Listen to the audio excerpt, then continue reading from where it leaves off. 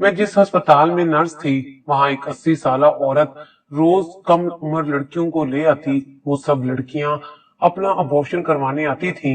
मैं हैरान होती, ये औरत रोजाना कम उम्र लड़कियों को कहाँ से ले आती है। अचानक कुछ दिनों बाद मेरी छोटी बहन की तबीयत खराब हो गई।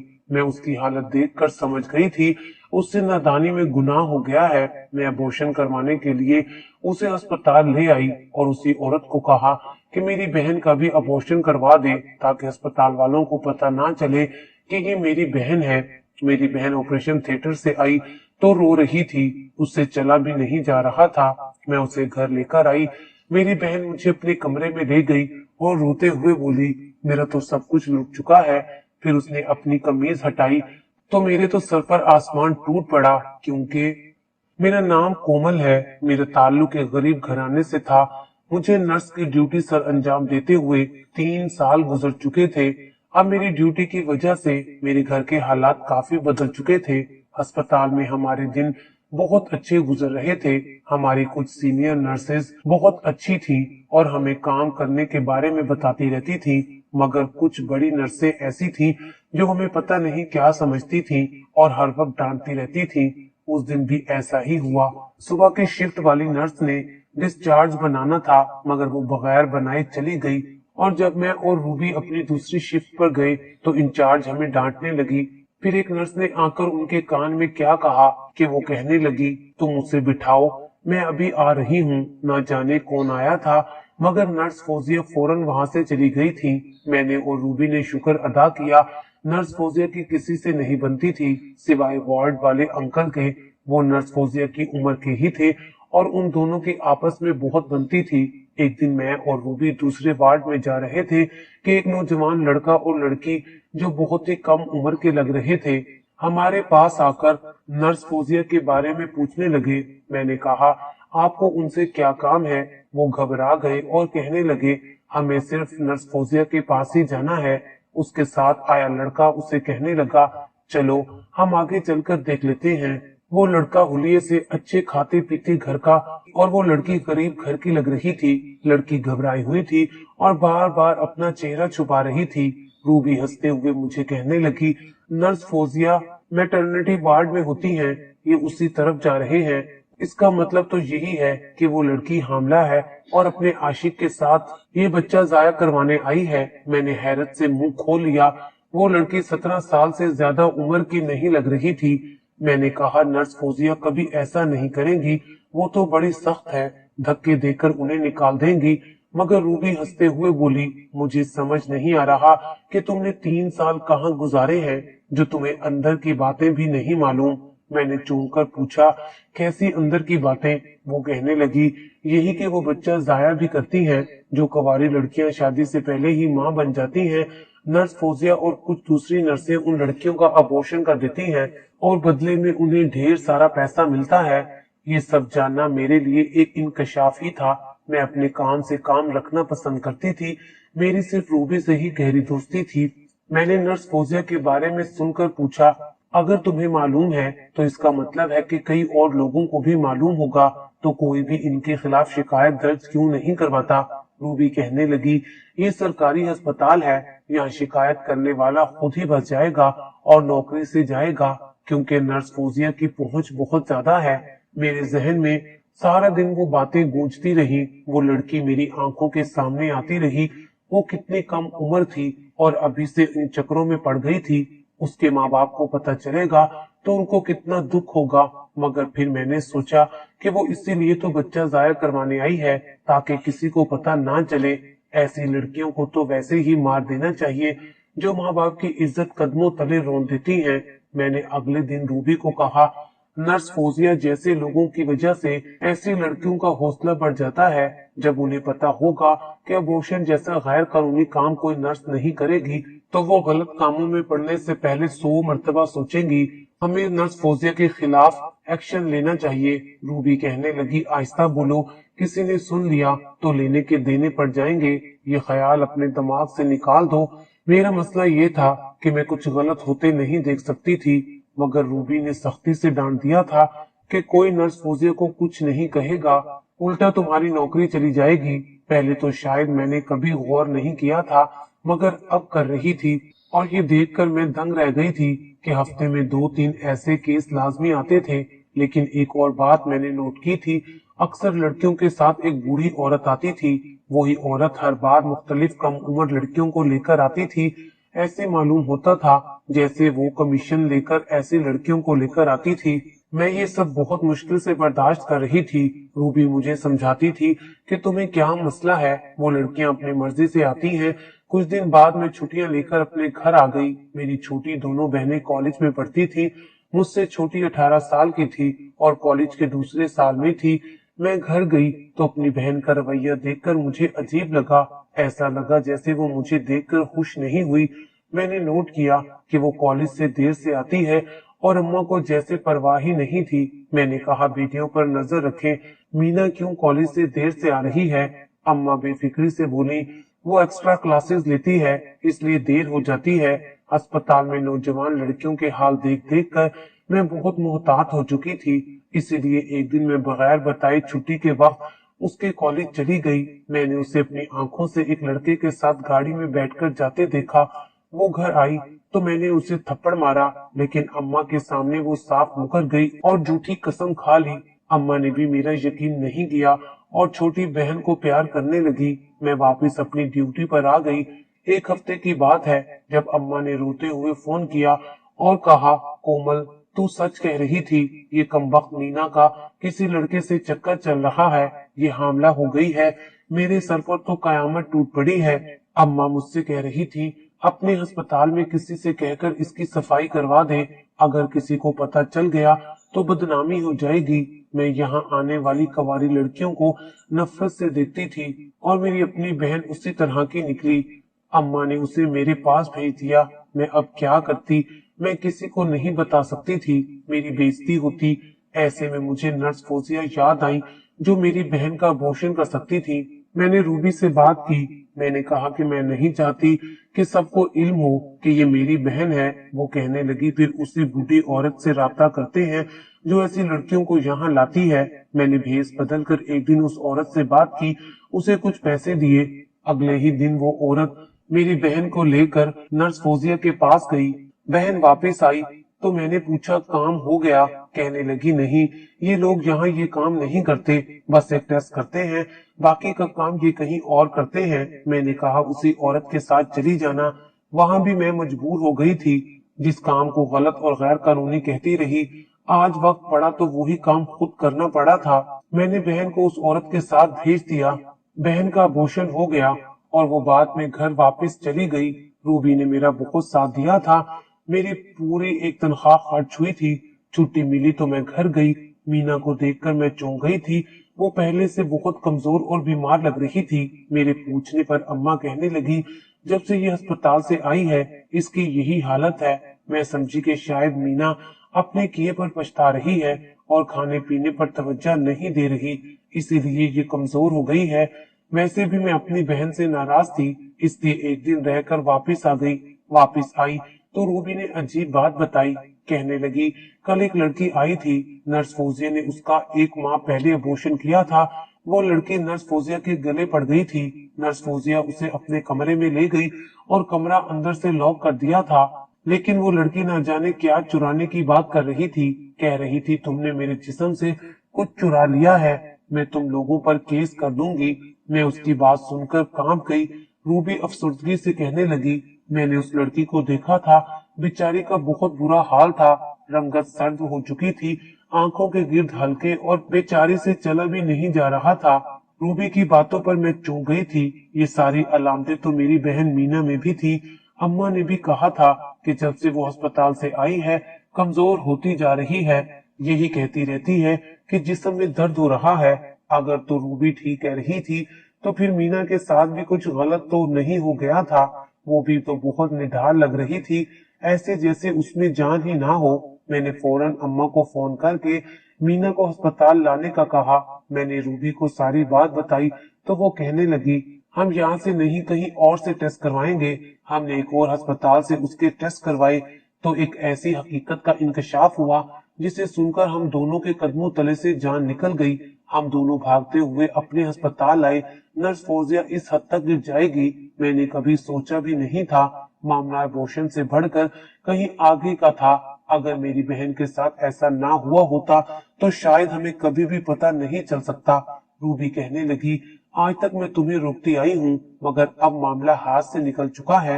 नर्स फौजिया और उसके साथियों को रोकना बहुत जरूरी है। हमने सबसे पूछा कि नर्स फौजिया कहाँ है, तो पता चला वो छुट्टी पर है। अब सिर्फ एक ही सूरत थी कि हम उस औरत तक पहुंचने की कोशिश करें जो औरत यहाँ लड़कियां लेकर आती थी। मेरी बहन मीना ने बताया कि वो सदर बाजार के पास ही रहती थी। फिर मैंने और रूबी ने अस्पताल के रजिस्टर से उस औरत का मुकम्मल पता भी लिख लिया था। मैं और रूबी एक पुलिस ऑफिसर के पास गए और उसे सारी बात बता दी।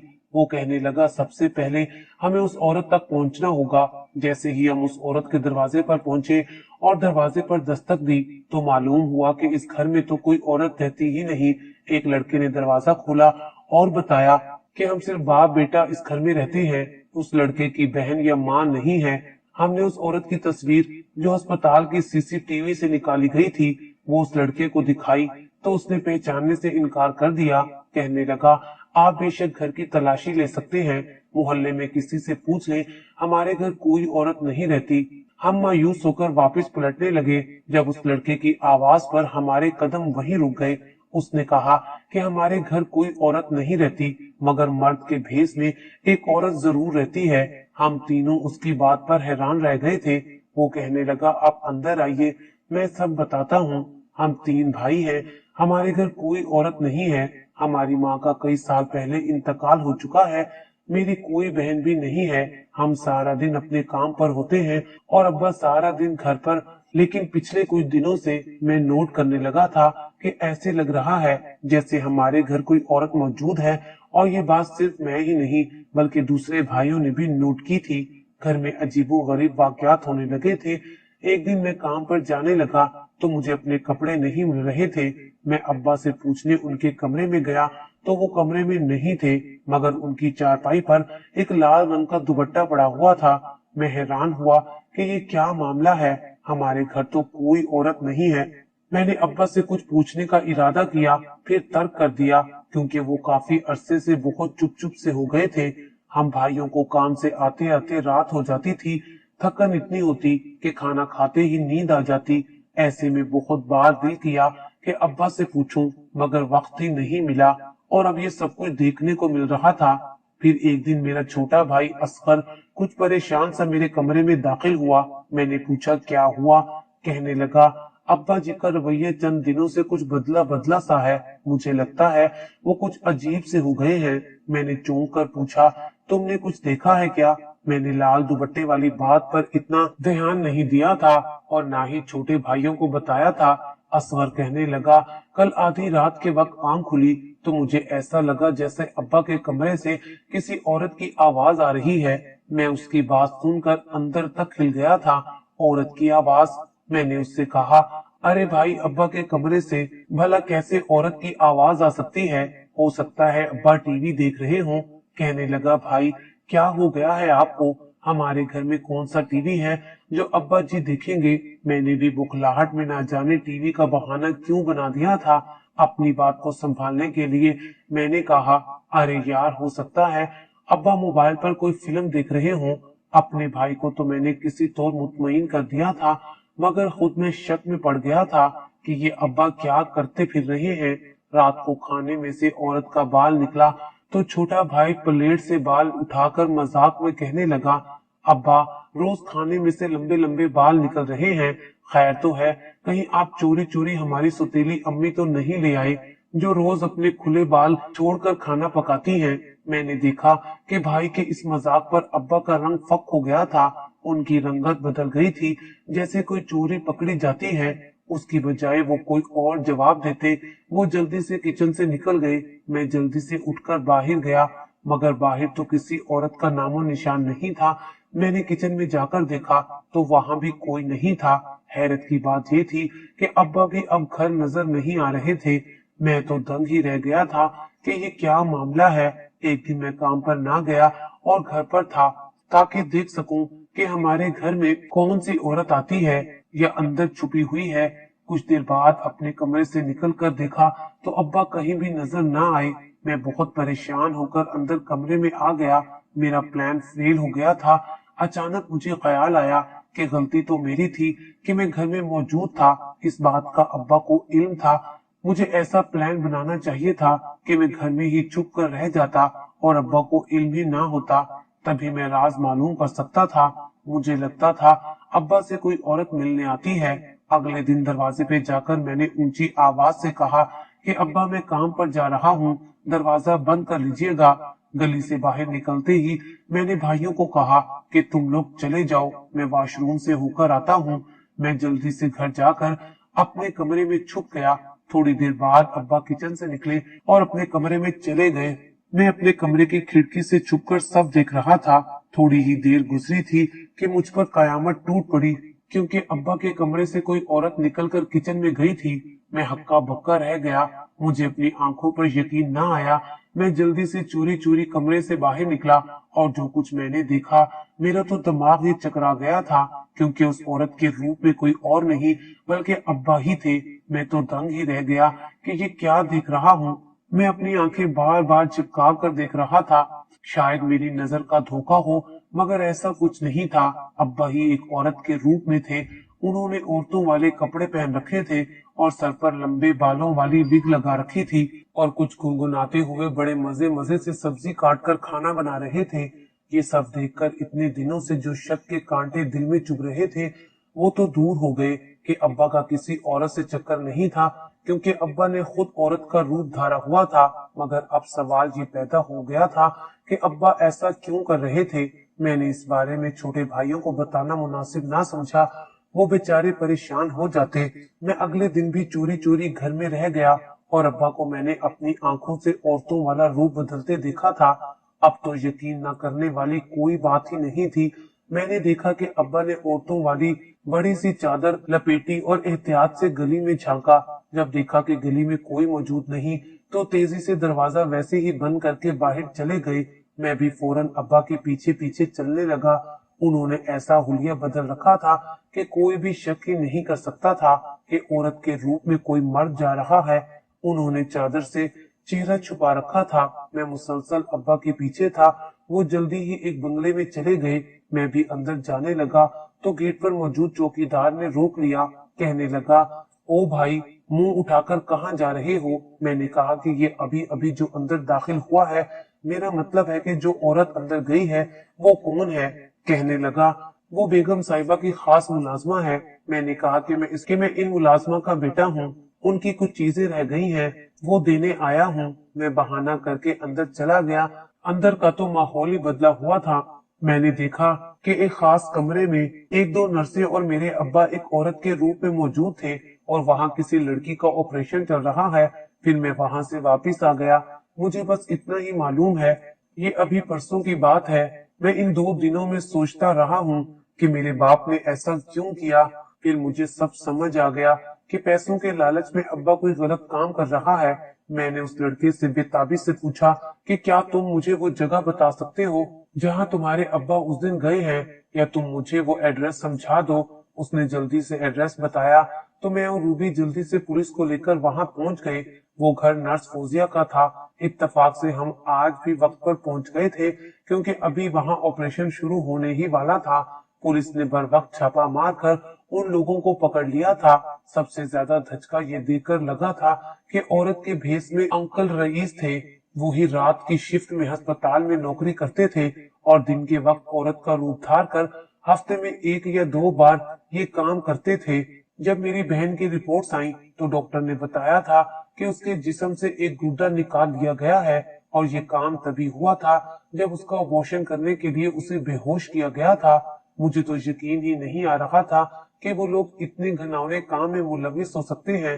अंकल रईस ही औरतों का भेष बनाकर उन लड़कियों को नर्स फौजिया के पास ले जाता था। असल में अंकल रईस का बहुत से ऐसे लोगों से ताल्लुक बन गया था जो लड़कियों से गलत काम करवाते थे, और जब कोई मसला बनता तो अंकल रईस, जो के सलमा के नाम से मशहूर हो चुके थे, वो लोग अंकल को पैसे देते और अंकल अस्पताल में जाकर नर्स फौजिया से ये काम करवाता था और फिर उनके बच्चे जाया करके और उन लड़कियों के जिस्म से गुर्दे निकाल कर बेच देते थे। ये सब काम अंकल रईस करते थे ताकि कोई उन्हें पहचान ना सके। अंकल रईस का बड़ा बेटा एक अच्छा और ईमानदार इंसान था, तभी तो उसने हमें सब बता दिया। पुलिस ने नर्स फौजिया, अंकल रईस और बाकी साथियों को भी गिरफ्तार कर लिया था। मैं खुश थी कि मेरी वजह से ये सब लोग पकड़े गए थे। हम दोनों ने अपनी नौकरी को खतरे में डालते हुए उन खतरनाक लोगों को भी बेनकाब किया और बाकियों को बचा लिया था। मगर दुख ये था कि मेरी बहन सारी उम्र के लिए अपने एक गुर्दे से महरूम हो गई थी। शायद उसे ये सब अपने किए की सजा मिली थी।